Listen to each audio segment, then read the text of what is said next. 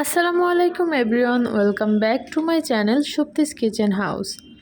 আজকে একদম সহজ রেসিপিতে বাসায় যেভাবে রান্না করেছি পেঁপে দিয়ে মুরগির মাংস দিয়ে ঝোল, সেটাই আপনাদের সাথে শেয়ার করব। তো শেষ পর্যন্ত আশা করি সাথেই থাকবেন।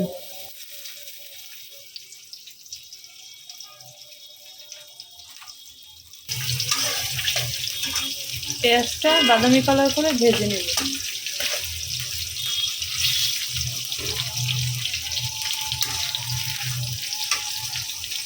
পেঁপে সিদ্ধ করে পানিটা ফেলে দেওয়া হবে।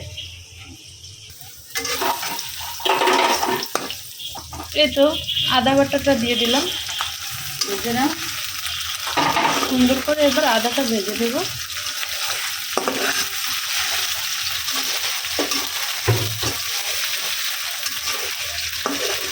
কে কে পেঁপে দিয়ে মুরগির মাংস রান্না করেছেন এবং কেমন লেগেছে অবশ্যই কমেন্ট করে জানাবেন। আদাটা দিয়ে দিলাম কিন্তু আগে। এখন 2 চামচ রসুন বাটা।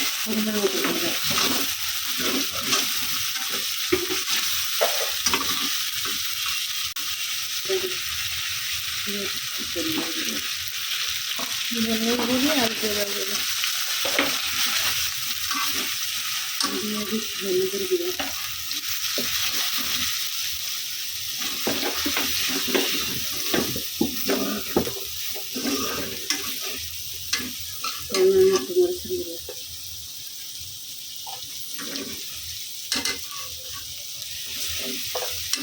ব্রয়লার মুরগিতে কিন্তু ঝাল একটু বেশি হলেই ভালো লাগে, তাই আমরা মরিচ একটু বেশি দিয়েছি।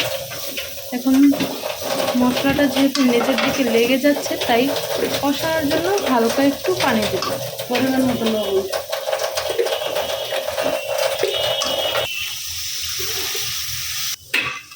এই মশলাটা এখন ভালো মতো কষিয়ে নেব। মশলাটা কিন্তু প্রায় কষানো হয়ে গিয়েছে, তেলটা কিন্তু উপরে ভেসে উঠেছে। এখন এলাচ, দারচিনি, গরম মশলা সব কিছু দিয়ে দিলাম।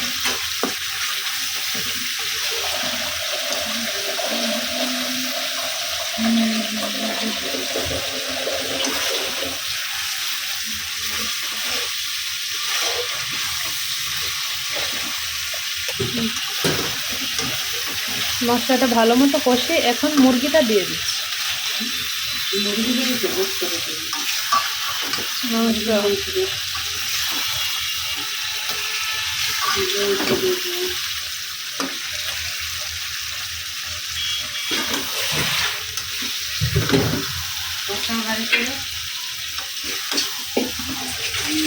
ভালো মতো মশলার সাথে মিশিয়ে নেব।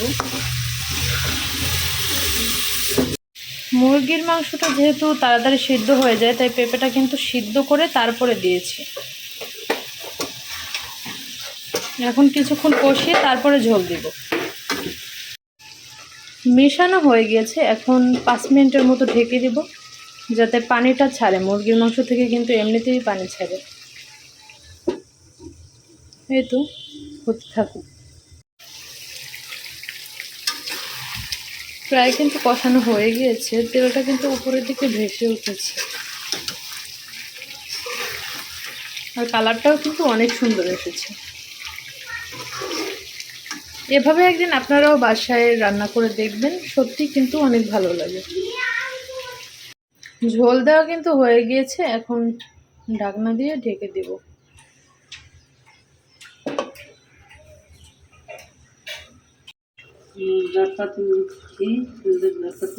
হয়ে গেছে, এখন একটু জিরার গুঁড়ি দিয়ে দেবো।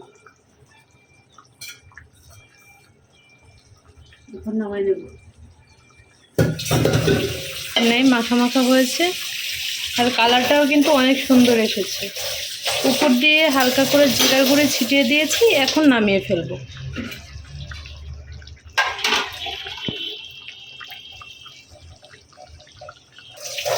ভালো লাগলে অবশ্যই আমার চ্যানেলটা সাবস্ক্রাইব করে দিবেন। আল্লাহ হাফেজ।